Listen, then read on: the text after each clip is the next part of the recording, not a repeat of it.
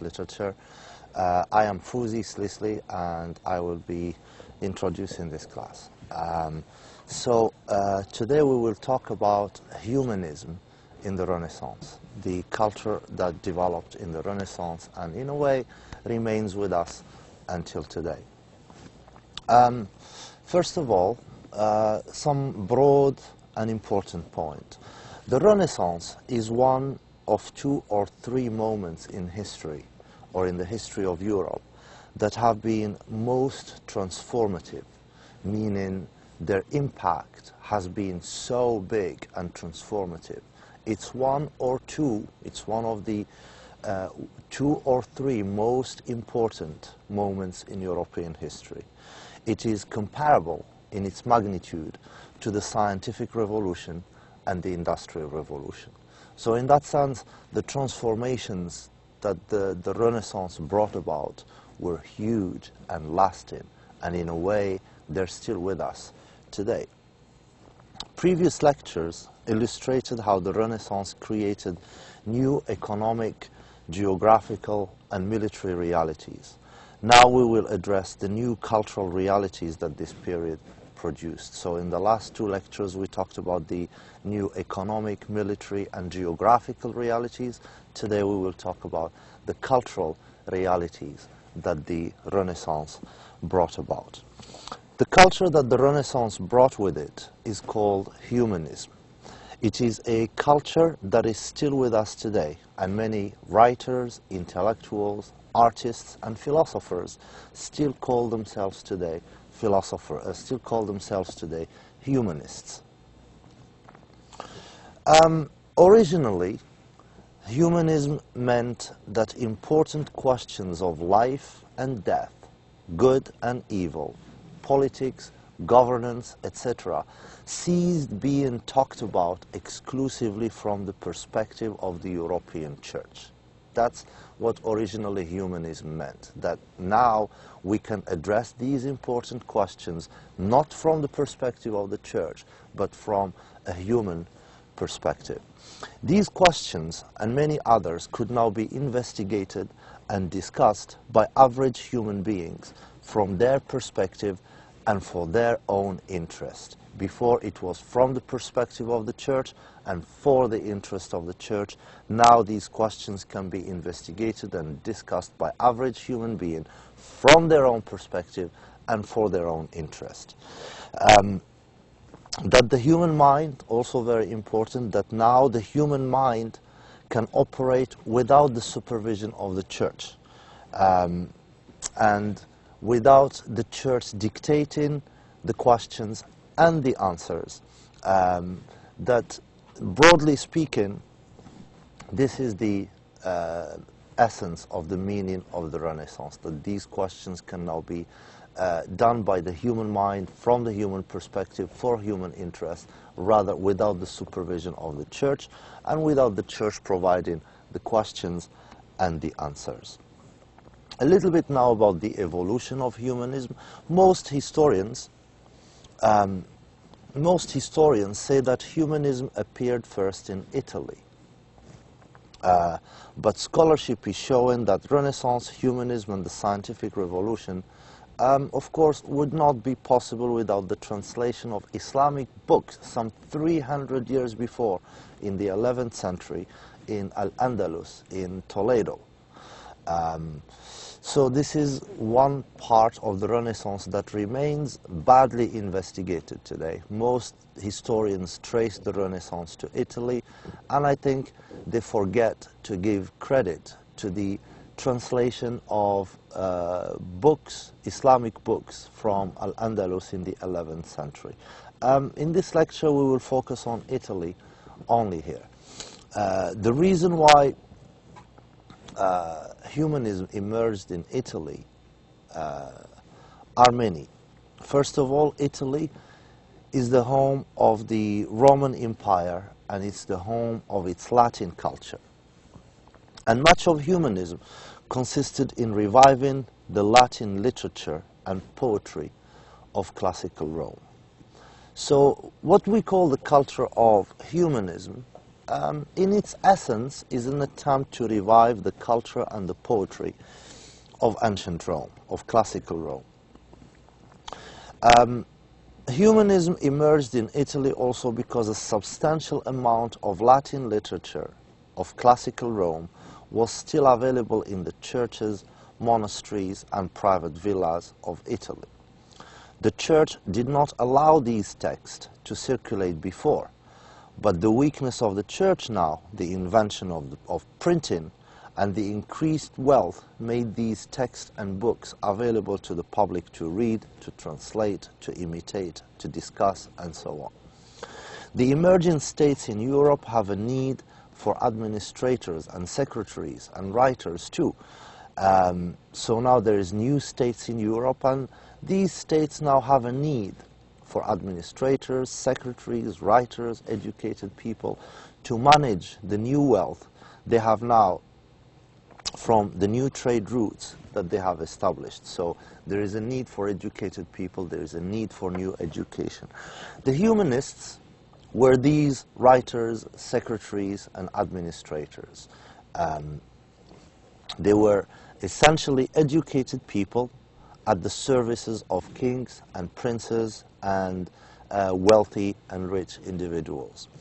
They provided those kings, meaning the humanist intellectuals, they provided these kings and princes with what the church could not provide: a secular education, a secular outlook on life, secular capabilities to do transactions, business, letter writing, bookkeeping, all these requirements, these new requirements that the new market, the new trade routes now demanded, and which the church education and the church culture could not provide. And therefore there is a need for a new type of educated people, and it's these new educated people that are the humanists, and the culture they brought with them to the courts of these kings and rich people is the culture of humanism. And it was the pursuit of that secular education that made humanists also, it made them travel across Europe looking for classical texts from ancient Rome and Greece. Because their education, essentially, there was no secular education in Europe. The only thing that was secular were the texts and the books from ancient Rome and Greece. So there was a lot of demand for these ancient texts, and humanists traveled from Holland to Italy to England to France looking for new manuscripts. Whenever they hear that there is a new manuscript that's been discovered in, some part of France or England or Holland or Italy, you see humanists traveling across Europe to go looking for these texts and to read them and discuss them, and hopefully even bring copies back with them. And it was the spirit, it was the pursuit of that secular education that made humanists travel across Europe looking for classical texts from ancient Rome and Greece. This informal movement, it's an informal movement of scholars spread from Italy to Holland to Germany to France and England, and was responsible for the great literature and science that became a feature of this era and which influenced Europe and the world. Some of the most important humanists, or the most important writers and thinkers that spread humanism, were people like Francesco Petrarca, known simply as Petrarch. He was born in 1304 and died in 1374. Born in 1304 and died in 1374. So he is a 14th century writer. He's known as the father of humanism. He's a Florentine, meaning he's from Florence, and he spent his youth in Tuscany and lived in Milan and Venice. He was a collector of old manuscripts, and through his efforts, the speeches of Cicero and the poems of Homer and Virgil, all of them from classical Greece and Rome, through his efforts, the speeches of Cicero and the poems of Homer and Virgil became known to Western Europe again. Petrarch's work also led to the rise of people known as civic humanists, or those individuals who were civic-minded and looked to the government of the ancient world for inspiration. These were people who were intellectuals, writers, poets, and so on, but who felt they had a civic mission to help establish a good government and a good administration, and to participate in this government and this administration. Petrarch also wrote sonnets, poems that are called sonnets in Italian. Many of these sonnets expressed his love for a woman called Laura that he never manages to it's a love that never gets fulfilled. So there's always this, unfulfilled love for a certain lady called Laura. His sonnets greatly influenced other writers of the time across Europe, to the point that there was a movement called Petrarchism in poetry, and we will talk about that in the next lectures. Other important writers and thinkers include Giovanni Pico, di la Mirandola. He was born in 1463 and died in 1494, a 15th century writer. He was an Italian who lived in Florence and who expressed in his writings the belief that there was no limit to what man could accomplish. As you can notice, these are new ideas. This was not possible to say or think or express aloud before the Renaissance. But now you see that writers across Europe are saying things like this. I should also mention Leonardo Bruni, born in 1369 and died in 1444. He wrote a biography of Cicero, the famous Roman rhetorician and politician. Bruni also encouraged people to become active in the political as well as the cultural life of their cities. He was a historian who today is most famous for a book called The History of the Florentine Peoples. The History of the Florentine Peoples. It's a 12-volume work. It's a huge 12-volume work. He was also the Chancellor of Florence from 1427 until his death in 1444. We should also mention Boccaccio, Giovanni Boccaccio, famous for his long poem, the Decameron. He was born in 1313 and died in 1375. So again, he's 14th century. Notice that most of the 14th century has been very much an Italian affair. Most of the great writers of the 14th century were Italian, and most of their work will go to influence the rest of Europe in the 15th and 16th century. So Boccaccio wrote the Decameron. There are hundreds of short stories related by a group of young men and women who fled to a villa outside Florence to escape the Black Death. Boccaccio's work is considered to be the best prose of the Renaissance.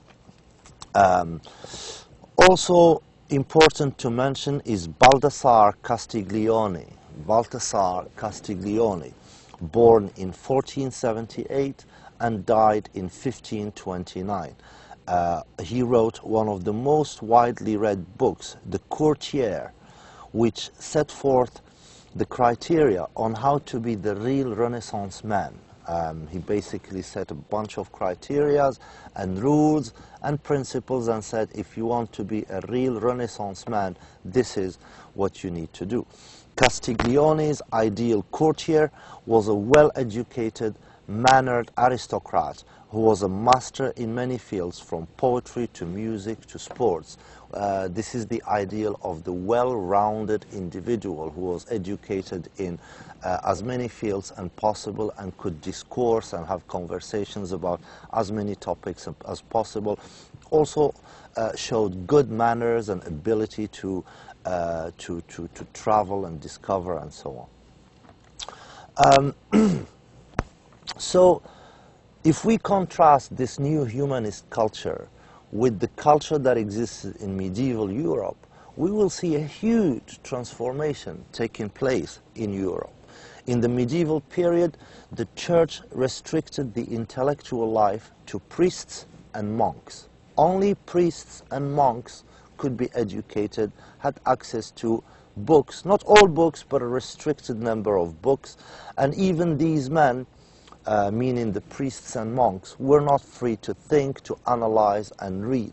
Not even the Bible was available to them to read freely and to discuss freely.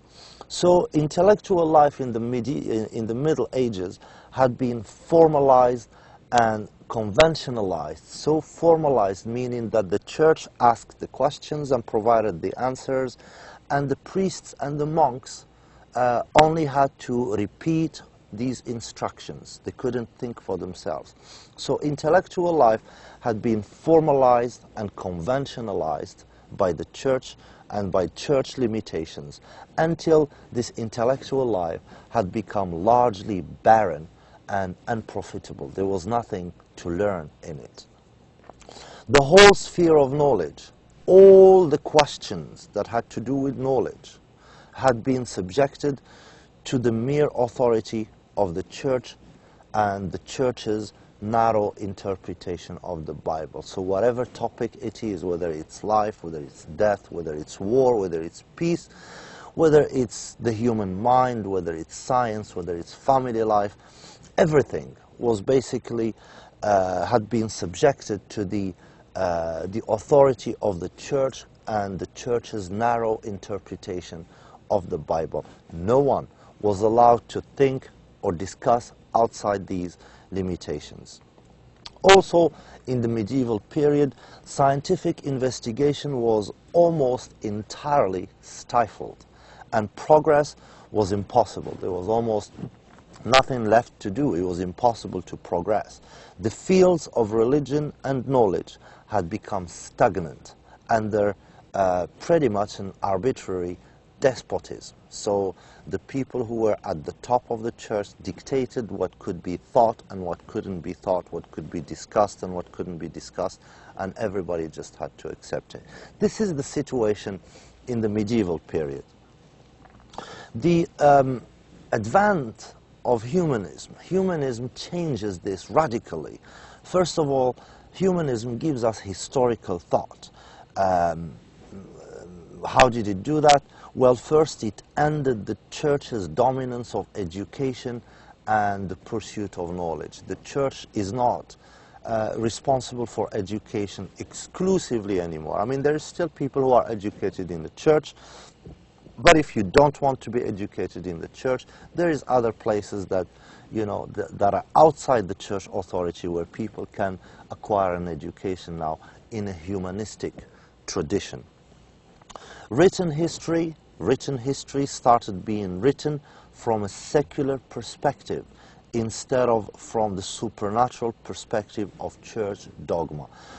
In the medieval period, written history was written from the perspective of the dogma of the church. Everything had to be explained in supernatural form, dictated by the church.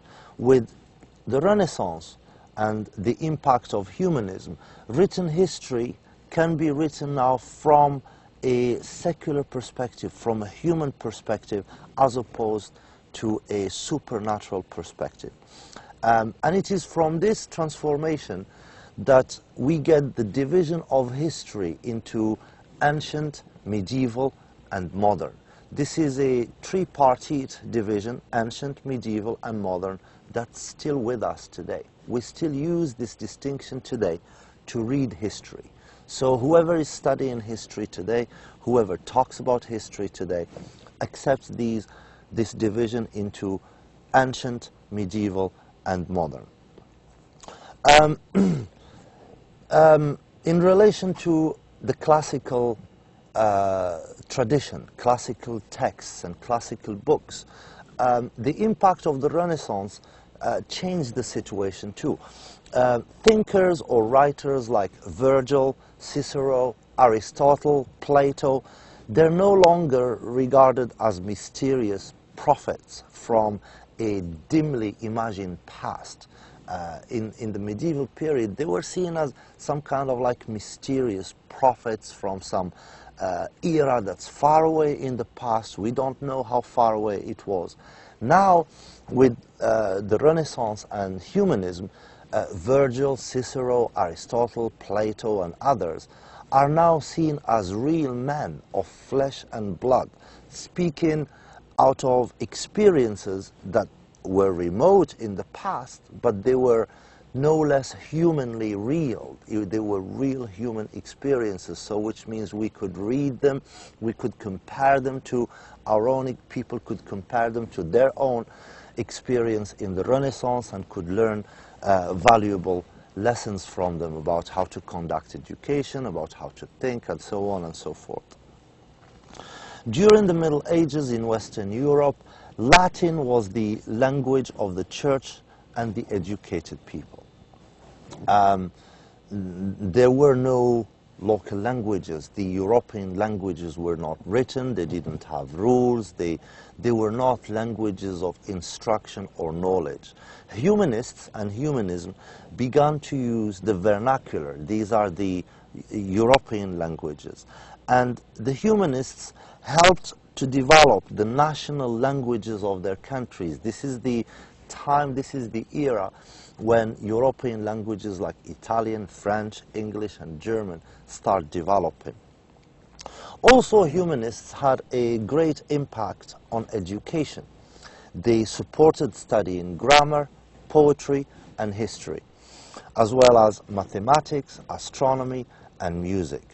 They promoted the concept of the well-rounded individual, or the Renaissance man, who was proficient in both intellectual and physical endeavors.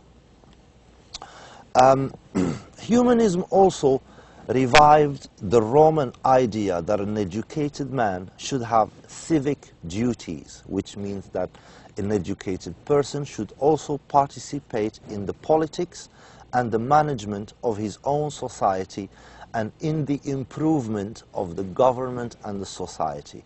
This is civic duty. So being educated became a question of being educated in ideas, but also being involved in society and in government. The word human became a catchword on everybody's lips, as opposed to the word supernatural, as opposed to the supernatural explanations of the medieval church. Now, all the explanations are from a human perspective, by humans, for human interests. History, everything basically. History, politics, science, commerce, religion, life, everything started being explained from a human perspective for human interest, hence the word humanism. Humanism understood that these questions had been addressed and investigated by the classics, by the Greeks and by the Romans. And an unprecedented effort began in Europe for the recuperation of those ancient cultures and their texts, so that, Europeans could study them and learn from their experience and transform their present through it. The discovery of the ancient texts of Greek and Rome, was accompanied also by a new creative enthusiasm in literature and all the arts. It culminated particularly in the early 16th century in the appearance of some of the greatest painters in Western history, people like Leonardo da Vinci, Raphael, and Michelangelo. But also, In a way, to use a metaphor, the light of the darkness also had its darkness.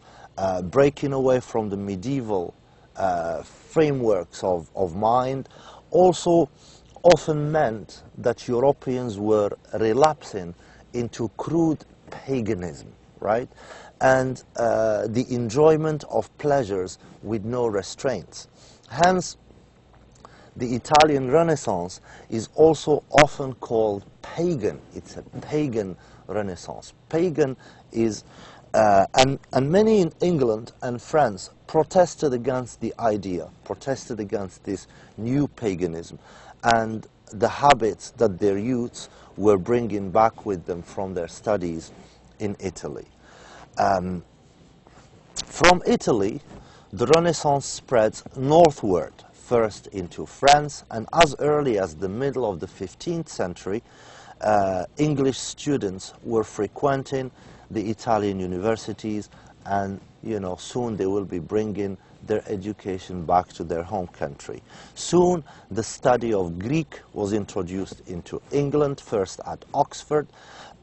It was so successful there in Oxford that when in the early 16th century, the great Dutch student and reformer Erasmus was too poor to go to Italy, so he went to Oxford instead and studied Greek there.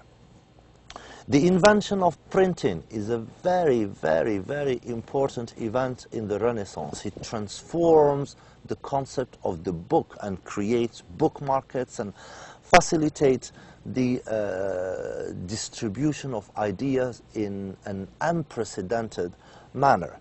Before, there had been, in the medieval period, the people wrote manuscripts, and the only books that were available were handwritten, laboriously handwritten, which takes time and effort, and then you can't make many copies anyway. They were with the Renaissance and the invention of printing, it became easier to publish books, not only cheaply, but in great quantities. It's easy to produce hundreds of copies and distribute them, which means that it becomes easier to open universities. Once you have books are easy to produce, then you can have, the only thing you need is a space and teachers. So it's easy to open universities, and this is the time when many of the European universities are opening their doors, and it's easy to start scholarly and educational circles everywhere. In England, which is, our interest because we are looking at English literature, the Renaissance had a profound impact, especially in the court, in the royal court, where literature had a center stage. Because the old nobility had perished in the wars, the old noblemen, the old noble people in England had perished in the wars, Henry VII, the founder of the Tudor line, and his son, Henry VIII, adopted the policy of replacing this old nobility with able and wealthy men of the middle class. The court, the royal court, therefore, became a brilliant and crowded circle of unscrupulous but usually adroit statesmen, and a center for lavish entertainments and cultural and intellectual and poetic and literary entertainment and displays. Under this new aristocracy, the rigidity of the feudal system, the old feudal system, it was becoming rigid, so it was relaxed. And life became somewhat easier for all the dependent classes. Modern comforts, too, were introduced, and with them the Italian art and literature. This is the end of this overview of the culture of humanism, the culture of the European Renaissance, its evolution and its impact, and I hope to see you soon next when we talk about English literature. Thank you for following, and Assalamu alaikum wa rahmatullah.